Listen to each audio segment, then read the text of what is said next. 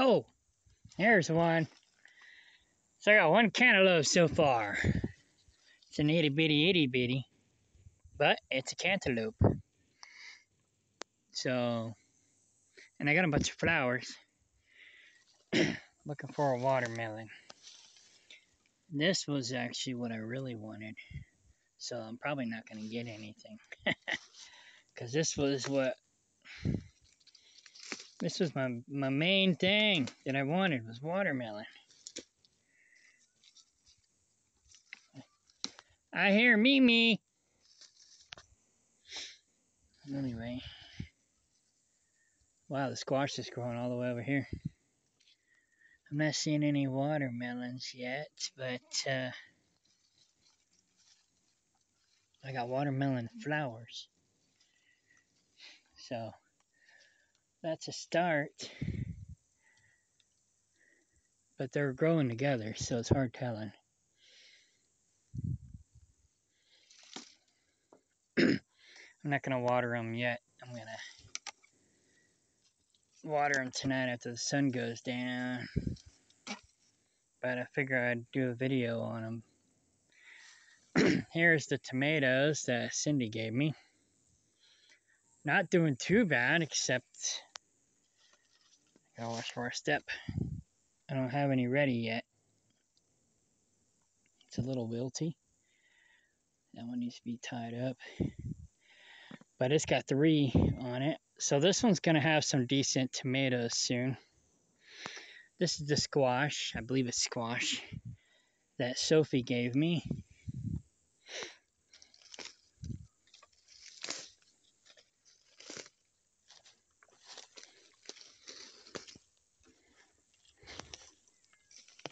Meow. That looks like a flower still. I don't see any fruit yet, just flowers.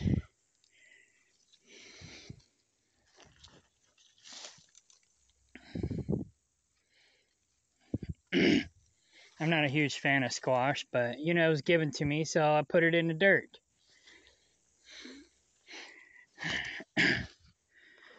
I got friends who like it, and it's okay. I mean, you know, I'll eat it, but I'm not a huge fan. Here's the onions I planted last weekend. They're already sprouting. This one started sprouting the next day. I was amazed. Shocked and amazed. That might be one too. Here's one. There's 2. Well, it's 1. There's 1. There's 1. What's this? Grass. We don't want to. Get out.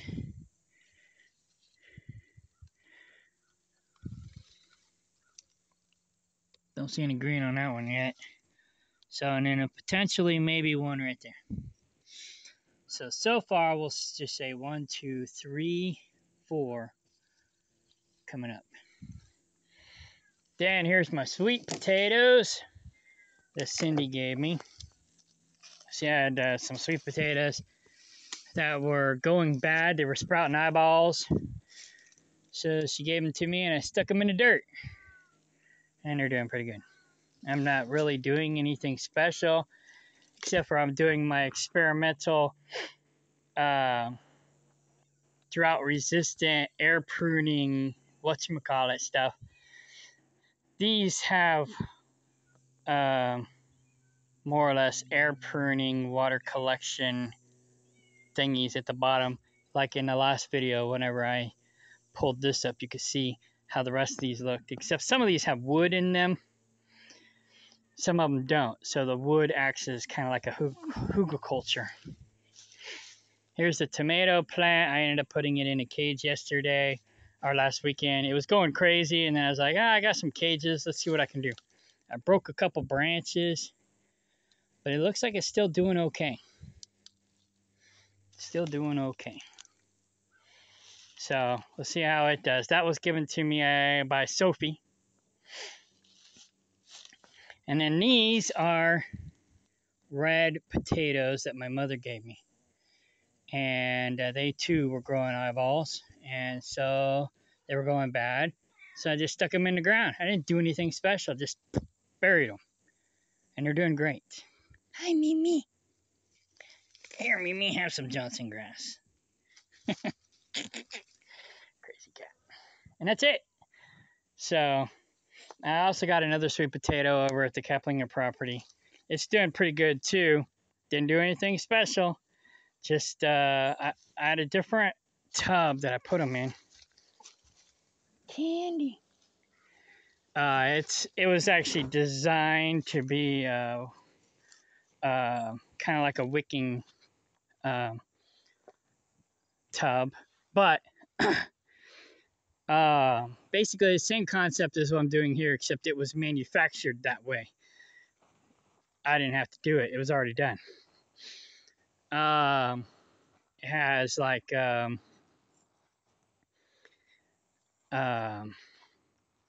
it's just a regular rectangular flower pot, and it's got a grate in the bottom to hold water.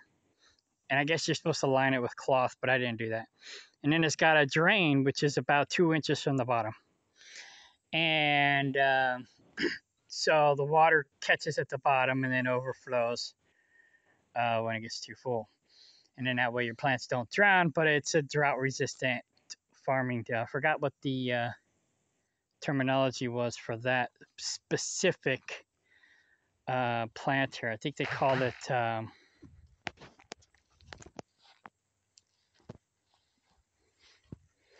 I think they called it a self-watering planter, which I have a self-watering planter over here that I need to duplicate. I just haven't done yet. I tried doing tomatoes in here, but they didn't survive. And then I also tried strawberries, but they didn't work either. But the chickweed loves it. I need to put some more dirt in here, bring it up to maybe right about here. So I'll put a layer of dirt in here, and then when the chickweed starts growing, I'll put some more dirt in. That way I don't kill the chickweed. But this is basically just my chickweed plot. And chickweed likes acidic soil, so I put it underneath this evergreen, so it'll have plenty of acid. So, and then basically the water level's right here, and it's got a drain plug somewhere, drain hole on the back side. There it is, over here on the back side. And so this acts as a wick. So this is actually kind of a wicking tub, a wicking lick tub. And so when it rains, it collects water. And then, of course, you can put water in this way. But it keeps it from evaporating. Having it enclosed like this keeps it from evaporating. And so, yeah, you could put wicking material down there. Or what I do is I just take the old leaves and stuff and put them in there, and they just kind of pack down. And this is moist in here, real moist. In fact, the dirt here is pretty moist still too. And we're like in the heat. So it stays moist in there all the time. So that's pretty good. And if I want it to drain a little bit, I could just turn this so that the drain plug is down here, and it'll have less water. But it's fine for chickweed. So, and the chickweed grows like gangbusters in this thing, so it's great. But anyhow, it's moist. It stays moist all the time. Of course, it's in the shade too. But see, the wicking tub helps keep the water from evaporating. And that's what the wicking tubs were designed for, is to help prevent evaporation. So you water it from the bottom rather than the top. And so a lot of the wicking tubs will have like these little tubes. And so you water the plants through the tubes, and then you got a drain plug on the other side where when it gets too full, it drains out. And so that's how the wicking tubs work. um, yeah. Anyways, so yeah, that's my chickweed wicking tub planter. And I need to finish and make 4 more, but I just haven't done it yet. It's not hard. All you got to do is cut a hole in the lick tub, put it in the thingy, drill some holes in this so it has, you know, something to access the dirt, and so the roots can go and access the wick, whatever the wick is. We started out with peat moss, or not really peat moss, it was a different kind of moss. But as you can see, I can sit here and twist this. I'm probably breaking some roots by doing it.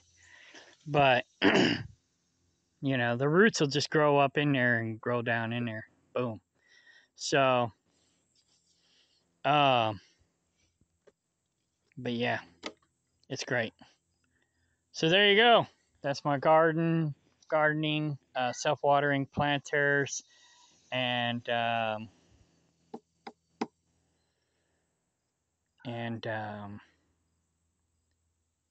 drought-resistant farming. That's what I try to do here, is try to figure out and make as much drought-resistant farming options, rainwater collection stuff as possible. Of course, these dark ones are more like fertilizers. But once I get around to putting these in there, then they'll end up becoming more rainwater collection wicking tubs. But the basically the white ones, I've color coded them to where the white ones are more for raising fish in, and then the colored ones are more for liquid compost or liquid fertilizers, stuff like that.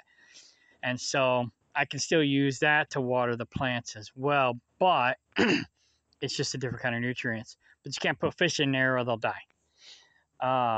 Like that one, I made the mistake of putting a fish in there, and I forgot I put fertilizers in there, and so the fish died.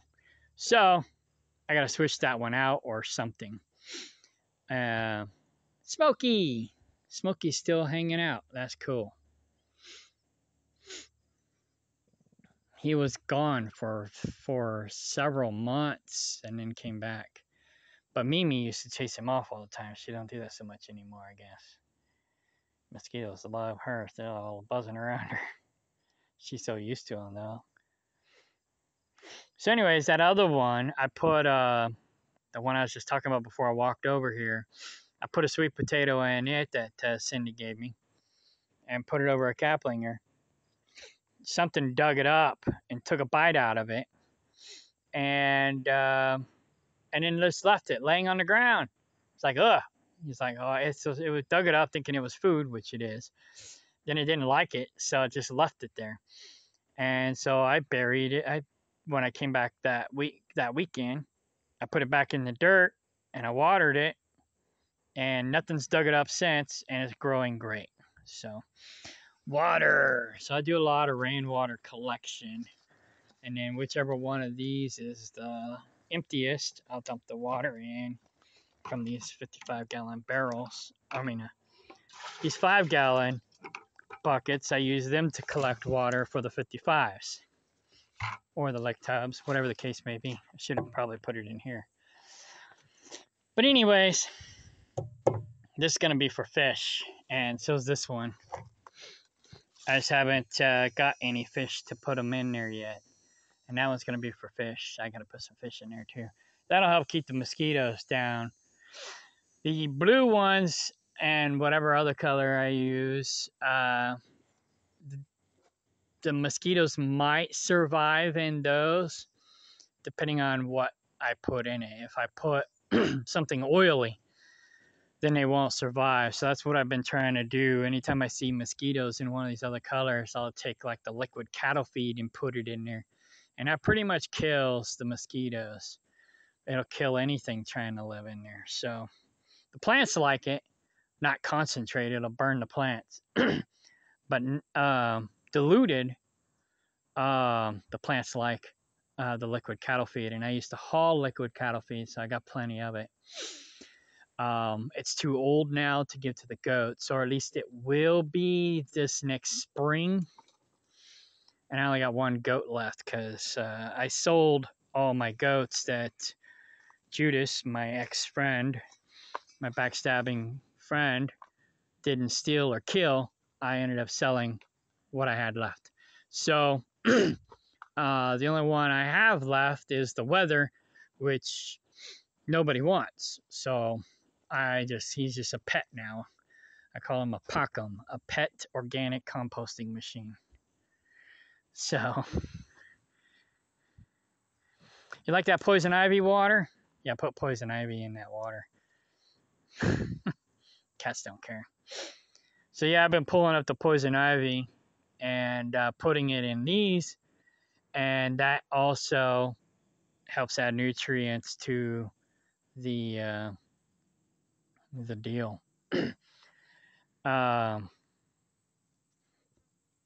Yeah, and it's basically just liquid fertilizer or liquid compost.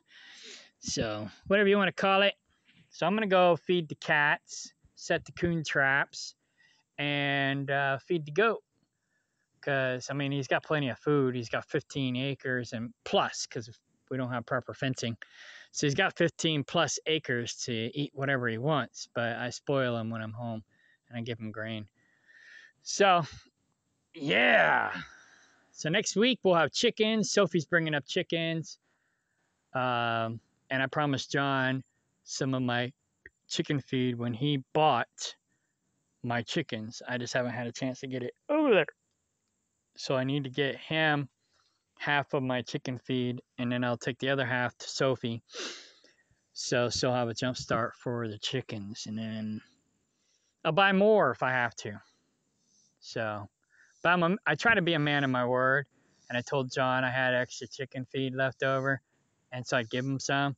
So I try to honor what I say I'm going to do. Even though other people don't seem to want to do that, I still do that because I try to be honorable. I may not always be honorable, but I at least try to make the effort. So, like these cats. That's why they like me so much, because I'm so cool. I'm a cool cat too. Yeah.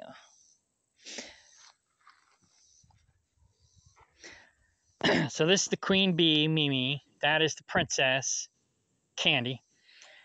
And this is the witch. She's not really a witch. She just don't like other cats. You're so skinny. Why are you so skinny? You're not a hunter. That's probably why. So I'm going to go feed them. All right. I only feed them on the weekends. Well, I do got this automatic feeder, but it's probably jammed up. It gets jammed up sometimes. And then if I got a coon problem, then the coons come in and eat the food too. Which, I don't know if I got a coon problem or not, but the feeder looks like it's going off. And it don't look like they've eaten. Callie, how's your neck? Still not good.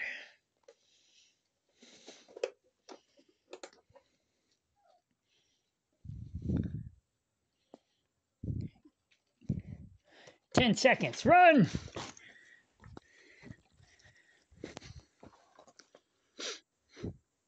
It's an automatic deer feeder.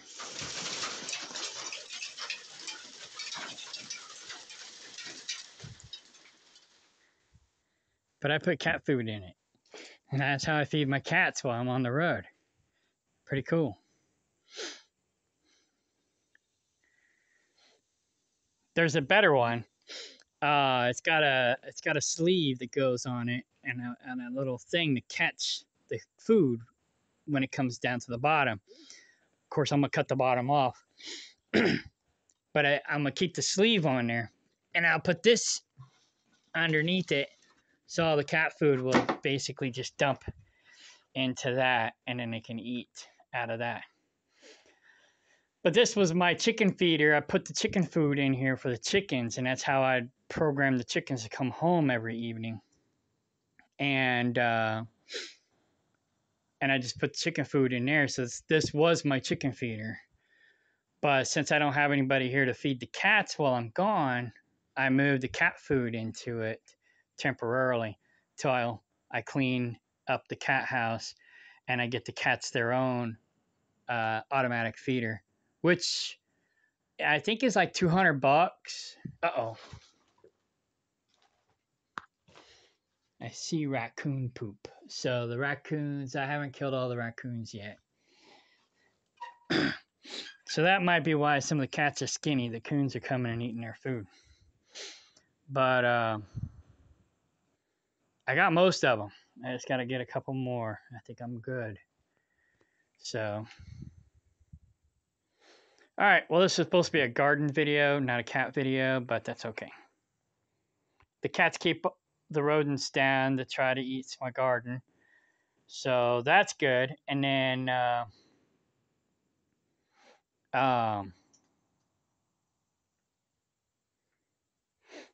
yeah. And then I got a diatomaceous earth blend that I made right here, similar to the diatomaceous earth blend that I made for the animals. I made a anti-parasite blend for the animals. I also made a blend for my garden. So I sprinkled some of that on there. It's like an all-natural 7 dust. So here's my raspberry patch. I cleaned it up a couple weeks ago. I just left the pokeberry. And so I'll prune it again in the spring as the raspberries are coming up, if I remember or have time. And then we'll see how we're doing with raspberries next year. Sophie's supposed to bring me up some roots from some wild raspberries down there in Arkansas. I got to send her a reminder. She's down there right now. Have her bring me up some roots so I can plant them in here, and then next year they'll take off, because right now they're in root production, so now's the time to dig them up. So, all right, I guess that's it.